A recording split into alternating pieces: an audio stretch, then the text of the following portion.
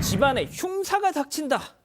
야, 저희가 참 이런 소식을 지금 며칠째 지금 전해드리고 있는데 이게 어떤 내용입니까? 네, 최근에 이 무속인 관련 범죄 여러 차례 소개해드리고 있는데 이번 또 다른 범죄가 생겼습니다. 신당을 운영하면서 찾아온 손님들에게 기도를 드리지 않으면 집에 정말 안 좋은 일이 생긴다 이런 식으로 공포감을 조성해서 돈을 받아낸 사건입니다. 이 무속인 같은 경우에는 2001년, 물론 20년이죠. 20년 동안 무려 60억 원 상당을 기도비 명목으로 갈아챙긴 혐의를 받고 있고요. 최근에 이제 경찰이 검찰에 구속 송치했습니다.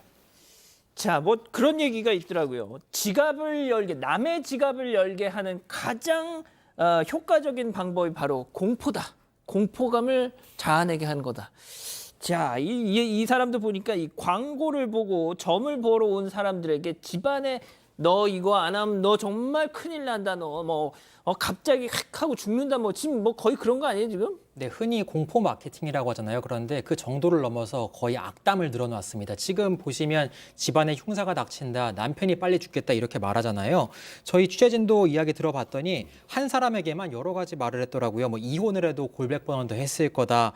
돈을 내려면은 뭐 칠선 기도를 하려면 돈이 2배로 든다. 이렇게 말을 하면서 본인 팔자에 살 기운이 있으니까 이거 그 악귀가 붙어서 기운이 나쁘니까 풀려면 돈이 들어간다. 한 사람한테만 이렇게 말하는 겁니다. 계속 악담을 늘어나서 돈을 내고 기도를 드리지 않으면 안 된다. 이런 식으로 계속해서 설득을 했고요. 10년 동안 700번 이런 범죄를 저질러서 액막의 기도 명목으로 60억 원을 뜯어갔습니다. 야, 이거 엄청 거의 기업인데요, 기업? 이게요, 저처럼 이런 걸 잘 안 믿는 사람도 가서 너 이혼해. 아니, 너 저기 오래 못 살겠는데? 아, 그럼 찝찝하잖아요. 찝찝하죠. 그렇게 해서 처음에 시작을 하는 분들도 있고, 그렇죠. 또 좀 저런데 믿음 있는 사람은 하는데, 아, 이게 하다 보니까 저기 정성이 부족해. 이건 기도 좀 더 해야겠네. 그럼 한번 소위 여기에 엮이기 시작하면 돈이 계속 들어가는 거예요. 그리고 아마도 좀 이따 설명드리겠습니다만, 이 무속인의 이 무속행위와 관련해서 사기죄 인정되는 게 별로 없었거든요. 실제로. 이따 제가 설명드리겠습니다만 예. 그런 것까지 더 이용을 한 악용을 한 범죄가 아닌가 일단 개인적으로 생각이 듭니다. 교수님, 그러니까 이거잖아요. 다른 사람에 대한 게 아니라 내 가족, 네 가족이 뭐 어떻게 벼락을 맞을 거야 이러면은 이거 뭐 솔직히 저도 이렇게 이거 방송하고 있지만 저도 그런 얘기 들으면 좀 정성을 들여야 되나라는 생각을 할 수밖에 없을 것 같아요. 뭐 벼락을 맞는다 그러면은 뭐 벼락 맞을 확률이 낮기 때문에 믿지 않을 겁니다. 근데 그런가요? 조상 중에 혹시 비명에 가신 분이 있지 그러면 모르죠, 우리는 잘. 조상 중에 비명에 돌아가실 때 비명에 가시지 그냥 뭐 웃으면서 가시는 분 없잖아요. 그렇죠. 한 사람쯤은 있겠죠. 예, 있겠죠, 한 예. 사람. 바로 그분이 지금 현재 해코지를 하려고 지금 대기하고 있다라든지. 그래서 우리가 보통 인간에게 A라고 하는 무슨 조치를 하게 되면 더 좋아질 거야라고 하는 것과 A라고 하는 조치를 하지 않으면 더 나빠질 거야라고 하는 그것을 놓고 보면은 후자에 훨씬 더 영향을 많이 받습니다. 그래서 이거 아까 말씀하셨던 그 공포 마케팅이라고 얘기하는데, 그러니까 이제 가족이 뭐 다친다라고 한다면 내가 가지고 있는 무슨 돈을 조금 이렇게 만약에 조치를 해서 그것을 막을 수만 있다면이라고 하는 그 생각에 빠져들게 만들어 버리는 거예요. 그러고 난 뒤에 이렇게 얘기를 해요. 하지 마, 그러면 안 해도 돼. 그런데 나중에 후회는 하지 마. 이 얼마나 찝찝합니까? 더 무섭죠, 그럼. 더 무섭죠. 예. 그래서 그런 심리를 이용을 한 것으로 봅니다. 그렇군요. 자, 그런데 여러분 아실 거예요. 그 무속인으로 변신한 그 악역 전문 배우였던 정호근, 그 탤런트 정호근 씨 있지 않습니까?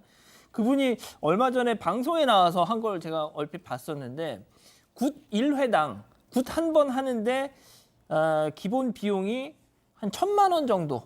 그게 일반적인 시장가라고 하더라고요. 시장가라는 표현이 좀 그렇지만 아무튼 조상에 대한 예우다. 그게 그 정도 액수가 뭐 이런 얘기를 하는 걸 들었는데, 자, 일단 경찰이 기도비, 굿값 이걸 범죄다라고 해서 이 무속인을 사기죄로 이렇게 적용을 했습니다.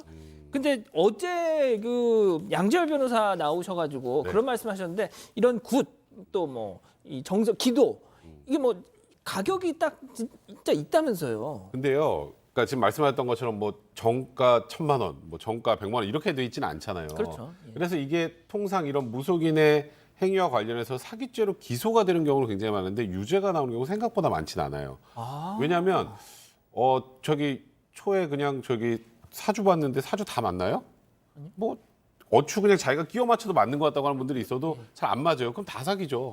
그렇게 따지면. 그러니까 통상적인 어느 정도 우리가 용인할 수 있는 가격의 그런 사주나 혹은 굿, 아까 굿도 뭐 1,000만 원씩 해가지고 몇 억을 편취했다 이런 뭐 사건들 보면 대부분 법원에서 무죄가 나오는 게 그 원래 통상적인 가격 정도이고 굿한다고 애군이 다 없어진다. 그러니까 애군 안 없어지면 다 사기죠. 그럼 우리는 앞으로 모든 걸 저기 이런 무속인한테 물어보면 되는 거예요. 그렇기 때문에 대부분 안 맞고 이거는 그냥 본인이 위안을 얻기 위한 것이라고 알고 있다는 거예요. 하지만 통상적인 액수를 넘어서 종교행위의 범위를 넘어서 하는 이런 경우라면 사기죄가 인정될 수 있다는 대법원 판례가 있습니다. 경찰이 이번 사건에 이걸 적용을 한 거고요.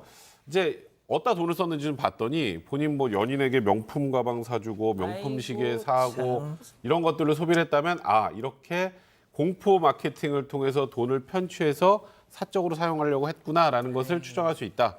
이런 부분들을 기초로 해서 일단 사기죄 적용한 것 같습니다. 자, 이 무속인이 중고거래 앱을 이용했고 주로 피해자 대부분이 또 주로 거의 다 주부라고 지금 또 보도가 나오고 있는데, 야, 이건 자, 일단 그 피해자 얘기를 했지만 말이죠. 60억을 이렇게 지금 사기를 쳤다고 하면 주부들, 그러니까 그렇지 않습니까? 뭐 정말 여유가 있는 분들이라면 모르겠지만 대부분이 또 좀 하루하루 절박하게 사시는 분들일 수 있을 것 같은데, 이거 어떻게 좀 예방해야 할까요? 이거? 글쎄 안타까운 것이 이런 피해를 당하는 분들이 정말 힘들게 한 푼 한 푼 모은 걸 갖다 거기다 다 갖다 바치는데, 문제는 이 사건이 발생되고 난 이후에 그 돈을 돌려받을 수 있는 방법이 없다는 겁니다.